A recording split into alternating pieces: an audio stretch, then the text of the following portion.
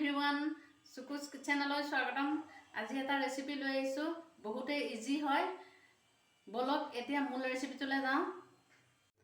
আজি এটা বহুতে সহজ ৰেচিপি লৈ আহিছোঁ, বহুত সহজকৈ বনাব পাৰিব। আৰু যিসকলে ৰাতিপুৱা ৰুটিৰ ডেইলি বনাই থাকিব লাগে বুলি ভেজাল পায়, তেওঁলোকে এদিন এনেধৰণে ট্ৰাই কৰি চাব পাৰিব। আৰু যিসকলে অফিচ স্কুলৰ ল'ৰা ছোৱালী টিফিনত তাতো পটককৈ বনাই দিব পাৰিব, তাকে লৈ আহিছোঁ। এইটো কাপে 1 কাপ আটা দিছোঁ।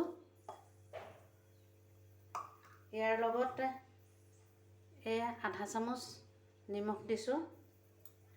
এতিয়া এইখিনি পানী দি ভালদৰে গুলিব লাগিব।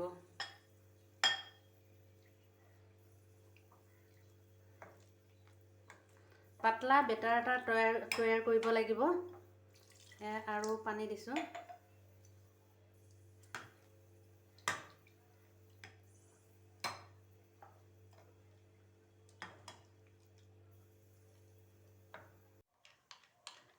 আমাৰ বেটাৰটো গোলা হৈ গৈছে। এইটো জোখত ৰাখিব লাগিব বেটাৰটো। আপোনালোকক দেখাই দিছোঁ।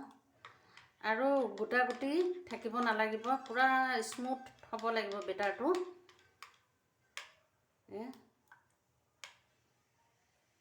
এইটো জোখত হ'ব লাগিব।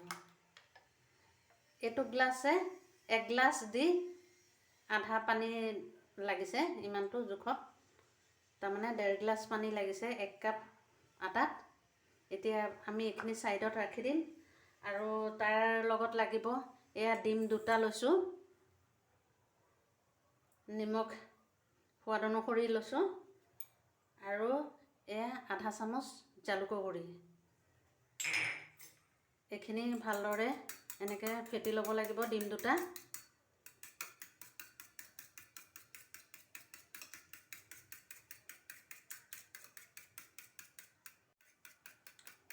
আমাৰ ডিম ৰেডি হৈ গৈছে ফেটা। এতিয়া এই 2টা বস্তু ছাইডত ৰাখি এতিয়া গেছত টাৱাখন পাতি দিওঁ। এতিয়া গেছত টাৱাখন পাতি দিছোঁ। টাৱা গৰম হ'বলৈ বহাই দিছোঁ। গৰম হৈ গৈছে। এতিয়া বেটাৰটো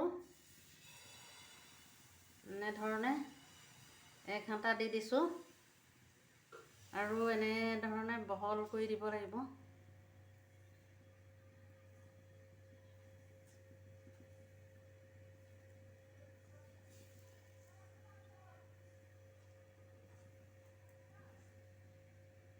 ধোচা বনাবৰ নিচিনা, ধোচা বনাই যেনেকৈ তেনেধৰণে বেটাৰটো পেলাই এনেকৈ মেলি দিব লাগিব বহলকৈ। ইয়াত কিন্তু তেল দিয়া নাই, শুকানকৈ দি দিছোঁ।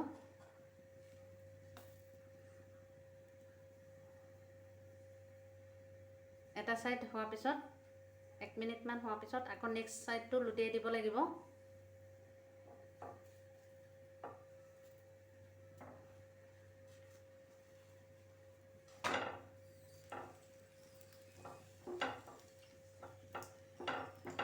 লুটিয়াই দিলোঁ।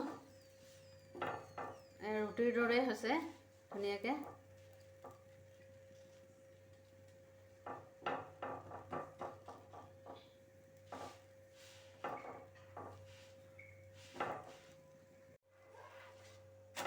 ৰুটিৰ দৰে ধুনীয়াকৈ হৈ গৈছে। ফুলি ফুলিও আহিছে। 2টা ছাইডে সমানে ধুনীয়াকৈ লুটিয়াই দিছোঁ।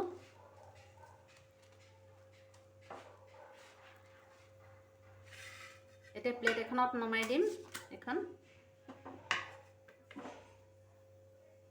এতিয়া চেম টাৱাখনতে 1 চামুচ জোখৰ তেল দিছোঁ, মিঠাতেল।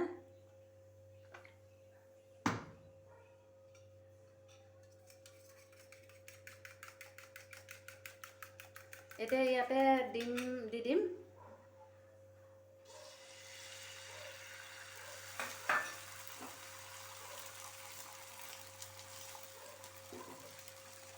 টাৱাখন অকণ বহল যে, সেইটো কাৰণে ডিমটো বহল হৈ গৈছে। সৰু টাৱা হ'লে ডিমটো আধা হেৰি হৈ থাকোঁতে ইয়াতে ৰুটিখন দি দিছোঁ।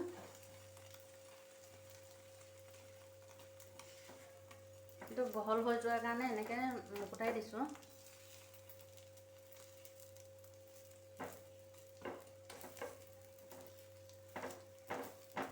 একদম সহজ হয়। ক'ৰবাত যাবলৈ ওলালে ঝটপটকৈ এনেধৰণে বনাই খাব পৰা যায়।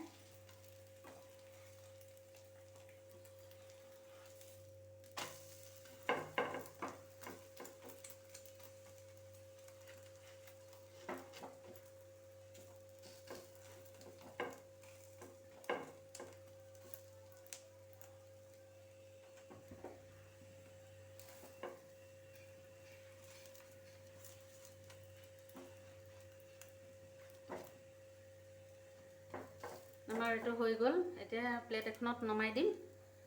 নেক্সট আকৌ বেটাৰটো দি দিম। বেটাৰটো দিয়াৰ আগতে আকৌ এনেকৈ ঘুটি ল'ব লাগিব ভালদৰে।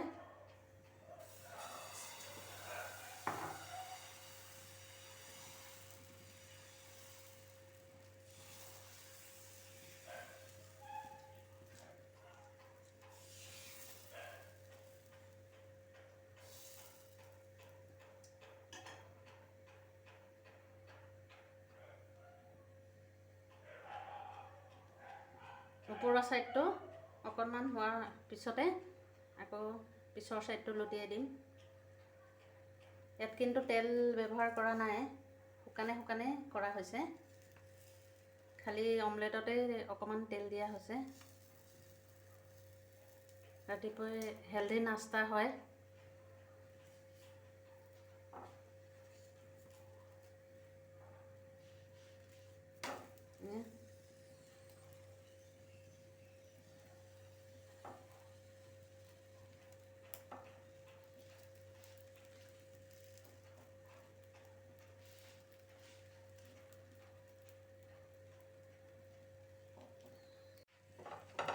এখন ৰেডি হৈ গৈছে।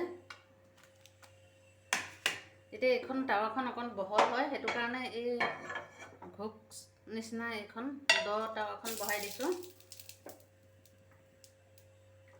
ইয়াত 1 চামুচ জোখৰ তেল দিছোঁ, মিঠাতেল।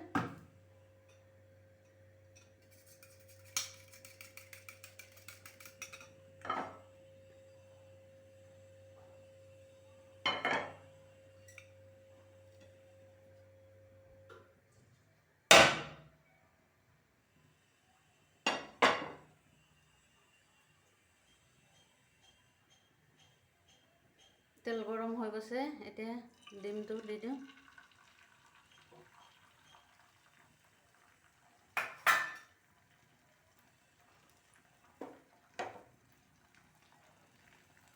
এনেধৰণে বহলাই দিব লাগে।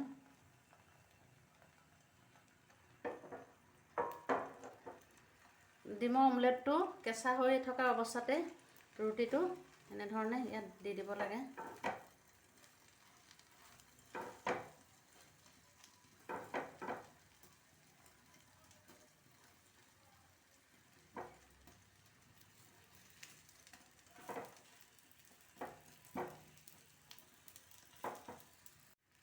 এইটো অমলেটটোৰ সৈতে ৰুটিখন লুটিয়াই দিলোঁ।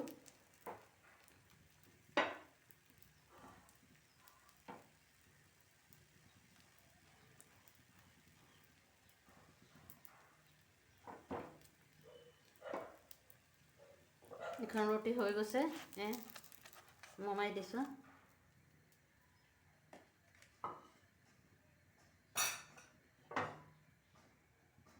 নেক্সট আকৌ টাৱাখন পাতি দিছোঁ।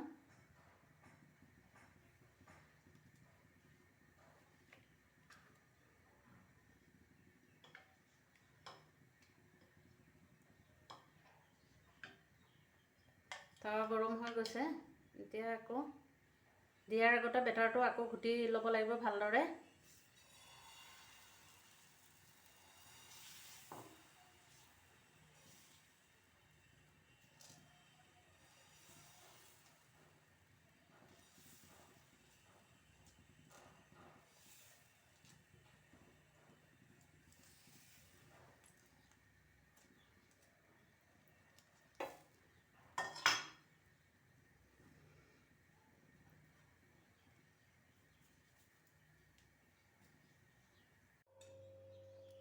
এয়া ৰুটিৰ ভিতৰত ষ্টাফিং দিবৰ কাৰণে এয়া বন্ধাকবি সৰু মিহি মিহিকৈ কাটি লৈছোঁ আৰু জলকীয়া আৰু ধনিয়া পাত লৈছোঁ দুটামান আৰু গাজৰটো মিহিকৈ কাটি লৈছোঁ আৰু এয়া 2 চামুচ জোখৰ মেয়নিজ দিছোঁ। এইখিনি একলগত ইয়াৰ লগত মিক্স কৰিব লাগিব, ভালদৰে মিক্স কৰি ল'ব লাগিব।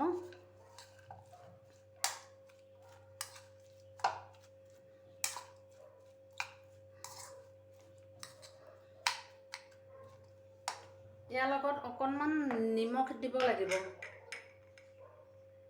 আধা চামুচ নিমখ দিছোঁ।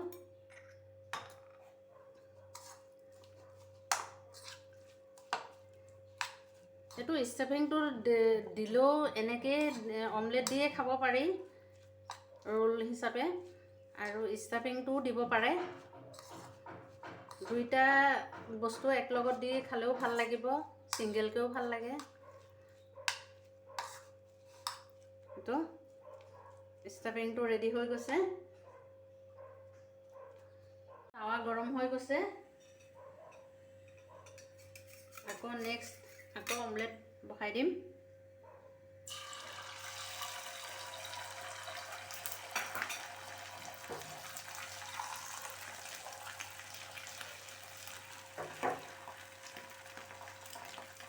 আমাৰ এয়া ৰুটিখন ইয়াত দি দিছোঁ।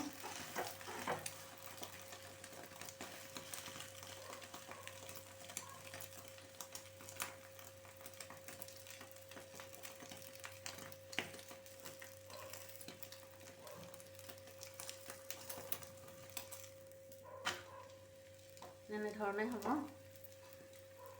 এতিয়া ষ্টাফিংটো এনেকৈ মাজত দি দিব লাগিব।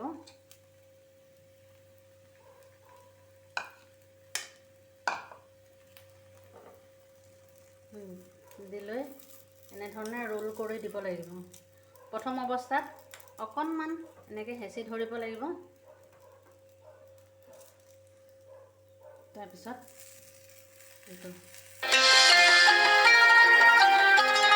নেক্সট আকৌ এটা দিছোঁ। এনেধৰণে ষ্টাফিংটো দিব লাগিব।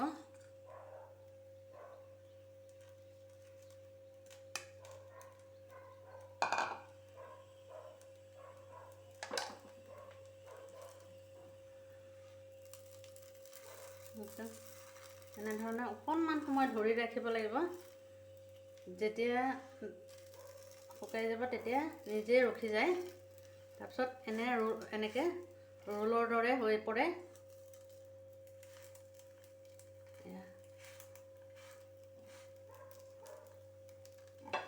এয়া ৰেডি হৈ গৈছে। এয়া দুটা ৰোল।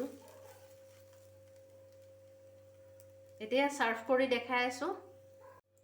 এয়া আমাৰ ৰোল ৰেডি হৈ গৈছে। Omelette stuffing roll.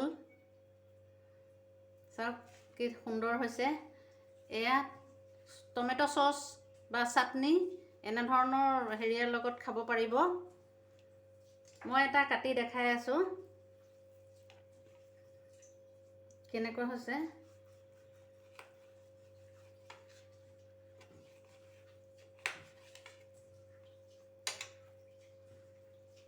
চাওক কি সুন্দৰ, বহুত হেলদি নাস্তা হয়। ৰাতিপুৱা খাব পাৰিব ঝটপট।